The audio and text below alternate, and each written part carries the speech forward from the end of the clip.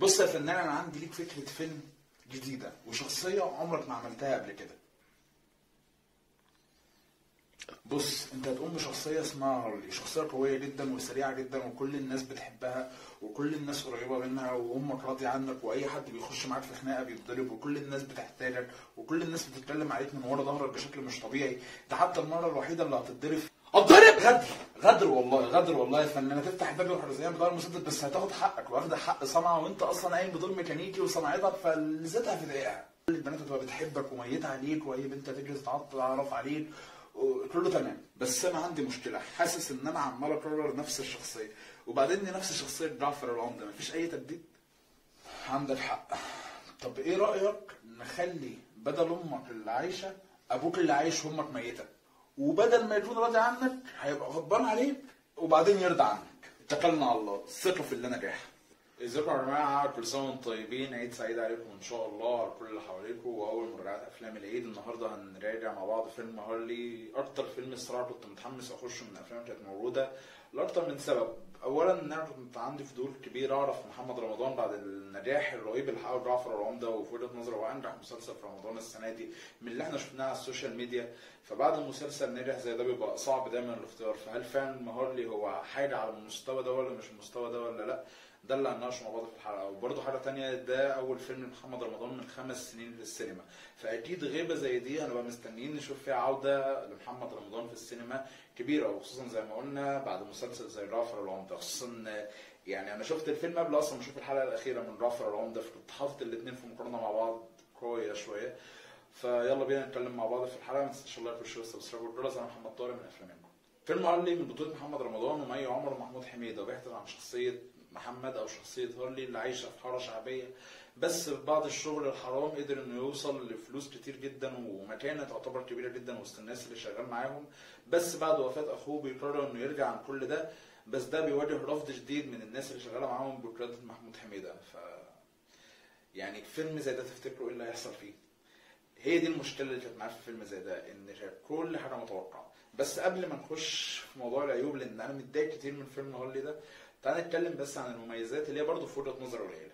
المميزات في وجهه نظري هي البدايه بتاعت الفيلم، يعني طريقه البدايه اللي بدانا بيها الفيلم، الحكايه اللي حكيناها لحد ما قابل مي عمر او ممكن قبلها بسنه، ويعني كل ده كان بالنسبه لي كويس. الطريقه اللي بنينا بيها الشخصيه اتبنت باغنيتين، والفيلم برضه بالمفاجاه بالنسبه لي هو فيه بتاع 5-6 اغاني وهو عدد كبير قوي، يعني على يعني تحس فيلم غنائي لمحمد رمضان. الموضوع بالنسبه لي كان غريب، بس ما اقدرش اقول ان الاغاني كانت دمها تقيل. على الاقل اول اغنيتين الاغنيه اللي نزلت زي صلاه الزين اللي شفناها كلنا على اليوتيوب قبل ما تنزل الفيلم، واغنيه ثانيه كده اشتغلت وكانت بصراحه بالنسبه لي لذيذه. والتصوير، الحواري، الموتوسيكلات، طرق التعامل مع الكلام ده كله كانت في اول الفيلم حلوه قوي. تعالوا نخش في العيوب. انا بقول لك كل حاجه حلوه لحد ما قابل مي عمر. مش في مشكله في مي عمر، هو الفيلم كله من اوله لاخره من اللحظه دي قلب كرتون.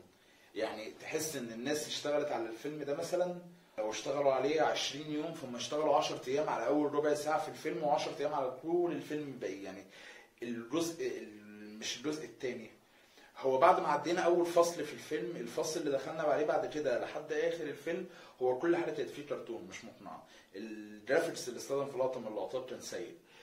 الطرق اللي الشخصيات بتتعرف بيها على بعض ساذجه. الافعال اللي الشخصيات بتعملها ناحيه بعض ملهاش اي مبررات ولا ليها اي دوافع ولا مقنعه. طريقه كلام الشخصيات ذات نفسهم، يعني مي عمر السيناريو بتاعها تحس سيناريو واحده عندها 20 سنه و15 سنه بتتكلم عيله. يعني طريقه الكلام عيله، طريقه التعلق، طريقه في حاجات كتير جدا مش راكبه على بعض طول الفيلم. يعني محمد رمضان تاب في الفيلم ده عن كل حاجه حرام الا النسوان. هو مش حرام، يعني هو ظهر ان هو تحول من شخص بشع لشخص ملتزم. هل البنات ما بيخشوش معانا في الموضوع؟ يعني بنفضل ملتزمين وكويسين وكل حاجه، بس ملعلطينها.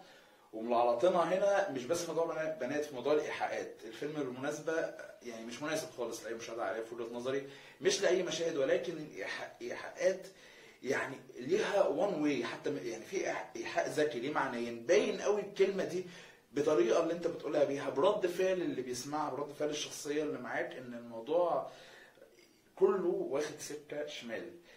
وبرضه مش دي المشاكل الكبيره بالنسبه لي. المشاكل الكبيره زي ما قلنا هو الكروته. كل حاجه في الفيلم ده باين ان فيها استسهال، في كليشيهات مش طبيعيه. طريقه التصوير بشكل عام للفيلم او الاخراج هي تشبه جدا الفيديو كليب. تحس ان انت قاعد تتفرج على الفيديو كليب دايما، في وقفه الممثل، في طريقه كلامه، يعني في طريقه تصوير الفيديو كليب هتحسها مسيطره على الوضع بتاع الفيلم ده. مش عارف ده ايه سببه، مش عارف ده ناتج عن ايه، بس واضح ان يعني الفيلم فيه مشكله يا جماعه. وانا عمال اكررها لان انا حاسس ان الفيلم مليان اخرام. يعني احنا الناس قاعده في السينما، كل الناس كانت بتتوقع المشهد قبل ما يجي. يعني تشوف حد راح يعمل حاجه، ده هيطلع ده كذا، ده هيطلع مش عارف مين، ده هيروح يعمل كذا، ده هيروح يعمل كذا. اللي هو عادي جدا الكليشيه بتاع واحد يفتح باب الشقه واتنين قاعدين على بعد 2 متر من باب الشقه ما سمعوهوش عشان يسمعوا ما بيتكلموا عليه حلو ويروح يضحك ويسند. الكليشيه بتاع واحده بتفتح مذكرات امها للمره 6200 بس قررت يعني ايه، لا مؤاخذه ممكن بصياعه. انا مثلا بقعد افتح المذكرات كده وبالصدفه في يوم من الايام قررت ابص لقيت امي كاتبه حاجه في الصفحه الاخيره بتقول ان ابويا كان بيعذبها. وده حصل في الفيلم ومحدش يقول لي بتحرق عشان مش مستاهله اصلا. كل حاجه هتعرفوها من اول 3 دقايق في الفيلم هتفهموا الفيلم رايح لفين. بس مش منطقي ان واحده بتقلب بقالها كام سنه من ساعه ما ماما ماتت، من 58 سنه تقريبا في المذكرات، وتيجي تقلب الصفحه دي مره، يعني قلبت اخر صفحه لقيت صفحه ثانيه ده بيضربني وده بيعذبني وده طريقه الكشف على الحقيقه اللي هو يعني متخيلين حاجه زي كده السينما كلها قالت يا سلام. يعني متخيلين الوضع. حاجه برضو من الحاجات اللي لفتت نظري شويه، الشخصيه اللي كان قايم بيها الفنان حسني الشتا، يعني مع اسف لو بقرا اسمه صح. اولا قايم بطول الفيلم بشخصيه شرير كرتون، اللي هو ايه، انا بكره هولي بس وبتكلم كده والناس هتنبهر من ادائي، هينزل هيقولوا هيث ليدجر بعث من جديد عشان انا الجوكر حاطط كحل تحت عيني وخاطف ناس بكلمهم انتوا عارفين لو ابنكم مش عارف ايه. الفكره بقى ان احنا قاعدين طول الفيلم بنبني في الشخصيه الغريبه دي عشان طول في اخر مشهد في الفيلم يخش في نعم محمد رمضان مش ما ضربوش، ما سلمش عليه، يعني هو اتضرب بس. يعني قاعدين طول الفيلم بنبني في الشخصيه اللي بتكره هولي، اللي بتغل، اللي في المهم اخر الفيلم بقى الشرير قال له ايه، روح خلص على هولي. راح خد 4 افيان واداس وهم رايحين، حد خبط وشاله من على الطريق وطلع عايش وجه، وبعدين جه عمل جه اتضرب. لو كان مات في الاول كان موته شريفه. ما تفهمش الفيلم معمول من ايه. لقطه محمد رمضان ماشي بيها في الشارع بموتوسيكل، باين في واحد كان ماشي جنبه في العربيه شاف محمد رمضان راح ابتسم كده، راح جاي الناس 2 بموتوسيكل عليه له اسكت، وراحوا عاملين نفسهم بيتكلموا في التليفون عشان المشهد يمشي، ومشي وظهر في السينما. انا شفته في السينما المشهد ده. وبعدها بشويه نفس الاثنين على الموتوسيكل دول ماشيين مع محمد رمضان عاملين يشاوروا العربيات تهدى عشان ما تطلعش تظهر في الكادر. هو الكلام ده عدى على مخرج، عدى على مونتير، الكلام ده عدى، يعني هو عدى، يعني في ناس شافته وقالت كمل. يعني كنا بنشوف فيديو لمحمد رمضان في الكواليس وقاعد قدام الشاشه وبيشوف لقطات في كل الناس دي كانت شايفه اللقطه دي وقالوا تعدي الكلام ده يعدي الاجرام ده يعدي، ولا هم كروته، ولا الفيلم اتعمل عشان جعفر نجح فقالوا يلا ننزل بيه بسرعه، ولا الفيلم كان خطه ووقفت وكانوا ناويين يصوروه ينزل مثلا عيد كبير وعشان جعفر ضرب قالوا يلا بسرعه ننزل اليومين دول نصوروه في 2 3 اي كروته اي بتاع. في كروته في سهوله. محمد رمضان او شخصيه هولي اي حاجه بتعملها سهله، ما بيواجهش معاناه انه ينط من يهرب من سجن، انه مش عارف يعمل ايه، هو ما عرفش من السجن يعني بالمناسبه. بس دي الفكره. شخصيه هولي هي شخصيه جعفر العمده لو عايشه في لاس فيجاس. حد يقول لي فيلم متصور في مصر، لما تخش فيلم هتفهمه. يعني فيلم تحس ان هو متصور، تحس ان الحياه اللي عايشها هولي حياه لاس فيجاس مش حياه مصر. وده ما عنديش اي مشكله معاه، بس بتكلم في ان انت تتخيل كده جعفر العمده ده خلي عنده مثلا 25 30 سنه وديه يعيش مثلا في مش عارف فين وبتاع، هيطلع هولي هي نفس الشخصيه، هي نفس كل حاجه بدون اي نوع من انواع التعب. للاسف فيلم هولي بالنسبه لي هو فيلم محبط جدا، اقل من التوقعات بشكل مش طبيعي. انا كان مضايقني اغلب الوقت في السينما وكملته بالعافيه، ودي حاجه ما بتحصلش كتير. ومش انا لوحدي، الناس كلها في السينما عماله بتضحك، احنا كنا بنضحك من كتر اللي هو يعني كلنا شايفين كل حاجه قبل ما تحصل بكتير. الناس تسمع ورا توقعات الفيلم وانت متوقعها في دماغك وعارف باين في المشهد ده هيحصل، واللي دخل الفيلم هيحس باللي انا بقوله.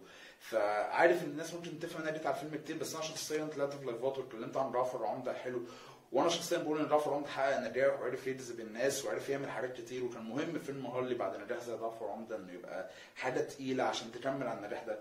بس للاسف حاجه في وجهه نظري لا هتنجح ولا حاجه تقيله.